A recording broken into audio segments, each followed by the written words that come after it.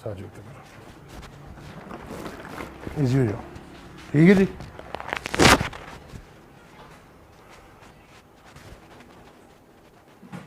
ਲੈ ਭਾਈ ਮਾਰ ਦਿੱਤਾ ਸਵੇਰ ਦੇ ਚਣੇ ਖਾਦੇ ਨੇ ਜਿੰਦੀ ਵਾਰ ਤੁਹਾਨੂੰ ਪਤਾ ਫਿਰ ਇਹੋ ਜਿਹੇ ਮਾਮਲਾਤ ਹੁੰਦੇ ਰਹਿੰਦੇ ਨੇ ਕਾਲੇ ਚਣੇ ਖਾ ਜਾ ਇੱਕ ਤਾਂ ਖੁਰਾਕਾਂ ਰਹਿ ਹੀ ਨਹੀਂ ਗਈਆਂ ਵਾਲੀਆਂ ਚਣੇ ਨਹੀਂ ਲੱਗਦਾ ਪਿਛਲੇ ਸਾਲ ਨੇ ਕੋਈ ਮੂਲੀਆਂ ਖਾਧੀਆਂ ਤਰੀਆਂ ਖਾਧੀਆਂ ਉਹ ਨਹੀਂ ਉਸਤਾਦ ਜੀ ਨਹੀਂ ਤੈਨੂੰ ਕਿਹਾ ਯਾਰ ਬਲੇਡ ਦੇ ਭਾਈ ਬਸ ਕਰੋ ਕੀ ਕਰੀ ਜਾਂਦੇ ਹੋ ਗਲਤ ਦੁਕਾਨ ਤੇ ਨਹੀਂ ਆ ਗਿਆ ਮੈਂ ਮੈਨੂੰ ਮਾਰ ਦੋ ਲਿਆ ਦੇ ਫਟਾਫਟ ਜਲਦੀ ਕਰ ਭਾਈ ਅੱਛਾ ਭਾਈ ਕੀ ਗੱਲ ਅੱਜ ਆਪ ਹੀ ਕਰ ਦੇਣਾ ਸੀ ਖਾਤੀ ਯਾਰ ਮੇਰਾ ਯਾਰੋ ਤੁਹਾਨੂੰ ਤਾਂ ਲੱਗਦਾ ਬਾਬਾ ਜੀ ਗੈਸ ਹੋਈ ਬਾ ਯਾਰ ਤਬੀਅਤ ਸਵੇਰ ਤਾਂ 6 ਵਾਰੀ ਜਾ ਕੇ ਆ ਚੁੱਕਿਆ ਵਾਸ਼ਰੂਮ ਚੋਂ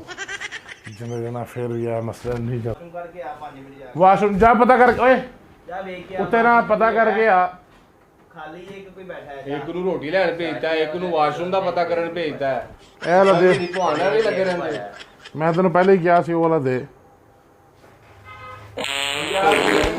ਓਏ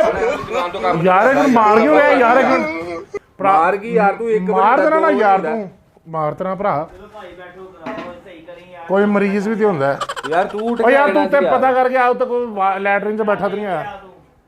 ਜਾਂ ਤੂੰ ਬਹਿ ਕੇ ਆ ਮੇਰਾ ਭਰਾ ਮੈਂ ਹੁਣ ਨਹੀਂ ਕਰਦਾ 1 ਮਿੰਟ ਠਹਿਰੋ ਭਾਜੀ ਸਿਰਫ 1 ਮਿੰਟ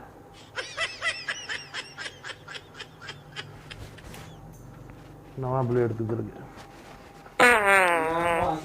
ਮੈਂ ਇਹੋ ਜਿਹੀ ਦੁਕਾਨ ਤੋਂ ਕੋਈ ਨਹੀਂ ਕੰਮ ਕਰਾਇਆ ਅੱਛਾ ਭਾਜੀ ਸੌਰੀ ਮੈਂ ਹੀ ਗੱਲ ਮੈਂ ਨਹੀਂ ਸੁਣ ਕਰਾਣਾ ਯਾਰ ਸੌਰੀ ਮੈਂ ਕਹਿ ਰਿਹਾ ਸੌਰੀ ਤੂੰ ਸ਼ਰਟ ਛੱਡ ਦੇ ਮੈਂ ਸੌਰੀ ਕਹਿ ਰਿਹਾ ਨਾ ਸੋਰੀ ਤੇਰੀ ਸੋਰੀ ਨਾਲ ਕੀ ਹੁੰਦਾ ਯਾਰ sorry ਮੈਂ ਕਿਆ- ਸਿਰਫ ਕੋ ਹੱਥ ਕਰਾ ਲਾਂਗਾ ਮੈਂ ਨਹੀਂ ਓਏ ਅਸ਼ਰਫ ਕੋਲ ਤਾਂ ਕਰਾਣੀ ਹੈ 1 ਮਿੰਟ ਅੱਛਾ ਭਾਜੀ ਸੌਰੀ ਉਹ ਨਹੀਂ ਭਾਜੀ ਹੁਣ ਨਹੀਂ ਮੈਂ ਕਹਿ ਰਿਹਾ ਮੈਂ ਨਹੀਂ ਯਾਰ ਉਹ ਕਰ ਦਿੰਦਾ ਮੈਂ ਕਹਿ ਰਿਹਾ ਆ ਜਾਓ ਮੈਂ ਸਰ ਮਾਜ਼ਰਤ ਚਾਹਨਾ ਆ ਜਾਓ 1 ਮਿੰਟ ਮੈਨੂੰ ਸਿਰਫ ਸਾਹ ਲੈ ਲੈਣ ਦੋ ਮੈਂ ਇਹਦਾ ਨਾ ਬਲੇਡ ਬਾਹਰ ਜਾ ਕੇ ਸਾਥ ਮੈਂ ਠੀਕ ਮੈਂ ਬਲੇਡ ਪਾ ਲਵਾਂ ਜ਼ਰਾ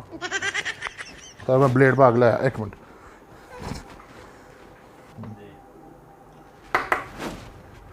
ਇੰਨੀ ਜੀ ਗੱਲ ਸੀ ਯਾਰ ਇਹ ਕੀ ਯਾਰ ਹੱਦ ਹੁੰਦੀ ਕਿਸੇ ਬਸ ਚੀਜ਼ ਇਹ ਦੀ, ਆਖਰੀ- ਬੜਾ ਹੀ ਬੇਸ਼ਰਮ ਆਦਮੀ ਯਾਰ ਵੈਸੇ ਆਖਰੀ ਸੀ ਭਾਜੀ ਐਡਾ ਵੀ ਕੋਈ ਭੈਣ ਨਹੀਂ ਹੁੰਦਾ ਜਿਹੜਾ ਤੂੰ ਹੈ। ਆਖਰੀ ਸੀ ਹੁਣ ਨਹੀਂ ਕਰਦਾ